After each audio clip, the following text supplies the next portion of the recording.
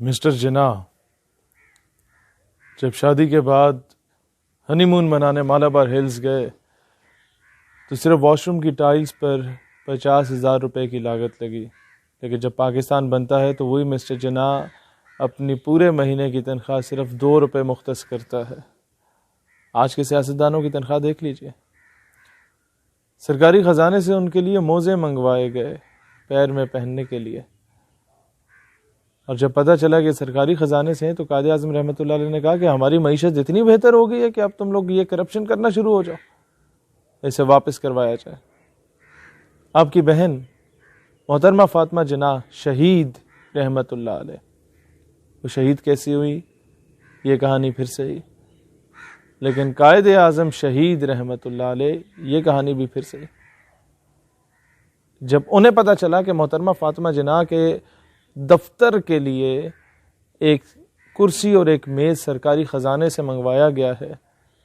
تو قائد اعظم رحمۃ اللہ علیہ نے بہت برہمی کا اظہار فرمایا اور کہا کہ سرکاری خزانے سے کبھی ذاتی چیزیں نہیں منگوائی جائیں گی، اور اس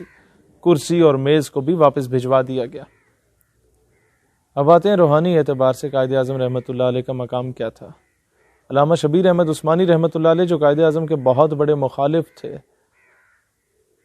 انہوں نے ہی قائد اعظم کی نماز جنازہ پڑھائی۔ جب پوچھا گیا کہ جناب آپ تو بہت بڑے مخالف تھے، آپ نے کیوں نماز جنازہ پڑھائی، تو قائد اعظم رحمۃ اللہ علیہ کے بارے میں کہتے ہیں کہ ہاں میں مخالف ضرور تھا، لیکن خواب میں مجھے رسول اللہ علیہ الصلوۃ والسلام کی زیارت نصیب ہوئی، ساتھ مسٹر جناح موجود تھے، آپ علیہ الصلوۃ والسلام نے اشارہ کر کے ان کی طرف فرمایا کہ میرا سپاہی ہے، اس سے خیانت نہ کرنا۔ خان آف کلات رحمۃ اللہ علیہ جن کے پاس قائد اعظم کئی مرتبہ گئے کہ آپ پاکستان کی حمایت کریں، وہ تیار نہیں تھے، لیکن اللہ کے فیصلے ہوتے ہیں۔ وہی خان آف کلات سب سے بڑے حامی بنے پاکستان کے۔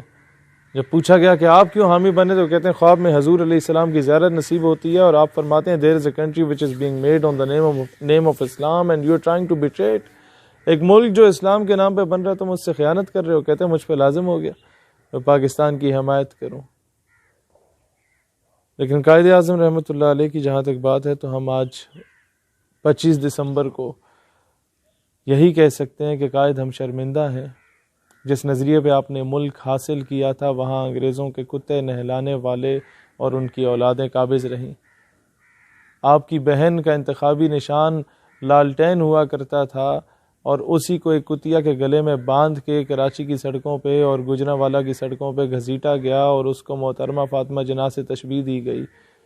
کون سی ایسی ننگی گالیاں ہیں جو قائد اعظم کی بہن کو نہیں بکی گئی تھیں جب وہ صدارتی الیکشن میں تھیں؟ یہ سب کہانی پھر صحیح۔ کون سی ایمبولنس قائد اعظم کو دی گئی تھی اور وہ دولتالے وغیرہ جو آتے تھے اور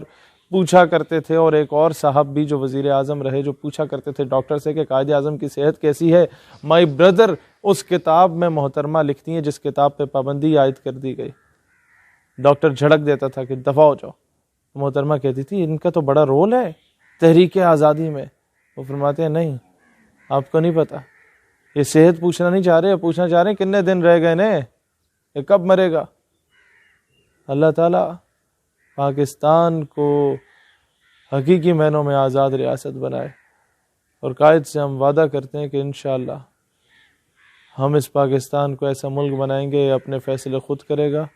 اور پاکستان کو ایک ایسی ریاست بنائیں گے کہ امت مسلمہ کی امیدوں کا مرکز و محور جو تھا وہ شاید اب نہیں رہا، لیکن دوبارہ بنے گا، اور دنیا میں ہونے والے تمام مسلمانوں کے ساتھ جو مظالم ہیں اس کا بدلہ بھی پاکستان لے گا انشاءاللہ تعالی۔ باقی اعلانات جو ہمارے ہیں وہ 6 مہینوں کا انتظار کریں۔ پاکستان ہمیشہ زندہ